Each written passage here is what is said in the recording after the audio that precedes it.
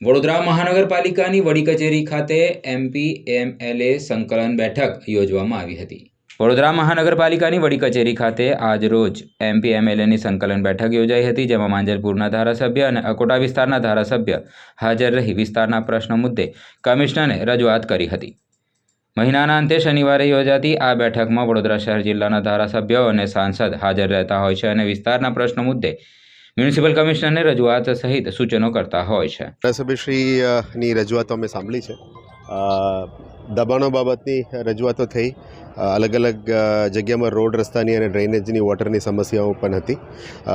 અમુક જગ્યાઓમાં લારી ગલાઓની પણ ઇસ્યુ બાબતમાં એ લોકોની રજૂઆતો હતી, એટલે તમામની અમે હલ કરવા માટે જ અત્યારે મહેનત કરી રહ્યા છે।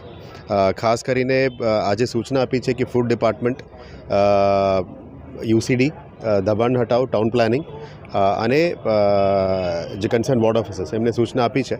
સાથે સાથ કડક સૂચના આપી છે કે જે સેનિટરી ઇન્સ્પેક્ટર્સ અને ત્યારના વોર્ડ ઓફિસર્સ ત્યાં જવું જોઈએ, અને જે વહીવટી ચાર્જીસ લઈને ટેબલ ક્લર્ક પણ જે એની અંદર પરમિશન્સ આપતા હોય છે એના ઉપર પણ કડક પગલાં લેવા માટે કીધું છે। આવનારા દિવસોમાં એના ઉપર પણ એક્શન થશે। અને આજે જે ધારાસભ્યશ્રીઓની રજૂઆત હતી, જે તમામ સમસ્યાઓને નોટ ડાઉન કરી છે સંકલન મિટિંગમાં, અને એક એક મુદ્દાઓ વાઇઝ અમે લઈ લીધી છે। એમાં ગાર્ડન્સ છે, ડ્રેનેજ છે, પાણીનું ઇસ્યુઝ છે, રોડ રસ્તાનું ઇસ્યુઝ છે, સર્કલ નાનું કરવાનું ઇસ્યુઝ છે અથવા સર્કલ વાઇડનિંગનું પણ ઇસ્યુઝ છે। ખાસ ઉપર દબાણોની પર વાત હતી, એ તમામની ઉપર આવનારા દિવસોમાં તપાસ કરીને યોગ્ય રીતે નિરાકરણ પણ કરવામાં આવશે। આજે જે બરોડા સેવા સદનની ધારાસભ્યની સંકલન મળેલી, એમાં અમારા માંજલપુર વિસ્તારના રસ્તાના કામ હોય, દબાણના કામ હોય, રસ્તા ખોલવાના કામ હોય, 24 મીટરના રોડની વાત છે, આ બધી ચર્ચાઓ થઈ છે ને જલ્દીથી એનો ઉકેલ આવશે। પરંતુ ખાસ કરીને ભેળસેળની વાતની બી મેં મુદ્દો ઉઠાવ્યો હતો કે જે લોકો વારંવાર અહીં આરોગ્ય વિભાગ રેડ કરે છે, પકડાય છે, ભેળસેળ થાય છે ને પછી પાછું એ ભેળસેળવાળી વસ્તુઓ, તેલ હોય કે અન્ય વસ્તુઓ પાછી વેચે છે। એ માટે શું કરશો, એ માટેના પ્રશ્નનો જવાબ એ લોકો એવો આપ્યો છે આરોગ્ય વિભાગે કે હવે એને લાયસન્સ રદ કરીશું। એટલે આવા જે ભેળસેળિયાઓ કાયમ એ પોતાની પ્રવૃત્તિ ચાલુ જ રાખે છે ને હાથીખાનામાં પણ આવી ઘણી દુકાનો છે કે જે ભેળસેળવાળી વસ્તુ વેચે છે, ત્યાં બી રેડ કરવાની જરૂર છે।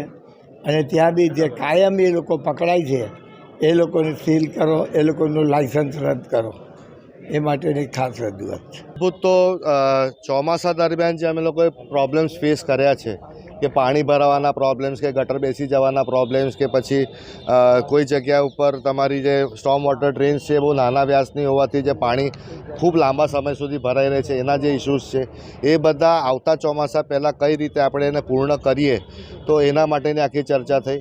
આપ જાણતા છો કે અકોટા વિધાનસભામાં અકોટા રોડ પર મૂળભૂત ડ્રેનેજનું કામ મોટા પાયે ચાલી રહ્યું છે। આ કામ પણ આવતા ચોમાસા પહેલાં કાર્યરત થાય, એ આખી લાઈન જ કાર્યરત થાય એ રીતે યુદ્ધના ધોરણે કામ શરૂ કરવામાં આવે। હમણાં તો કરી જ રહ્યા છે, રાતના ટાઈમે ફૂલ કામ ચાલે છે, પરંતુ જેટલો વધુ સમય આપણે એની અંદર આખું કામ કરી શકીએ ને જેટલું વહેલું પતાવી શકીએ એના માટેની ચિંતા કરી રહ્યા છીએ। કમિશનર સાહેબે આશ્વાસન આપ્યું છે કે આવતા અઠવાડિયા સુધી આખું ચેપ્ટર તૈયાર કરીને આપણે કઈ રીતે આપણું મોડસ ઓપરન્ડી રહેશે કોર્પોરેશનનું, કે કઈ રીતે આપણે આગળ વધીશું અને કેટલું ફાસ્ટ કામ પૂર્ણ કરીશું, એના માટે એમને આશ્વાસન આપ્યું છે કે એક અઠવાડિયામાં એ આખું તૈયાર થઈ જશે। અને તૈયાર થયા પછી અમે પણ બધા જ એની પાછળ પડી જઈશું કામ કરાવવા માટે, કારણ કે અમારી બી ઈચ્છા છે કે દર વર્ષની જેમ હેરાનગતિ પબ્લિકને થયા કરે એ ખોટું છે। અને બીજું કે પીવાના પાણીનો એક વિષય છે વોર્ડ નંબર 13નો, ગોયા ગેટથી લઈને વિજય સોસાયટી, આ ખંડેરો માર્કેટથી લઈને દાંડિયા બજાર રોડની વચ્ચેનો જે વિસ્તાર છે એને પાણીનો ઘણો મોટો સમસ્યા છે, પીવાનું પાણી પૂર્તતામાં મળતું નથી। આજુબાજુ 2 ટાંકીઓ છે, એક લાલબાગની ટાંકી છે, એક સયાજી આપણા સેન્ટ્રલ જેલની ટાંકી છે।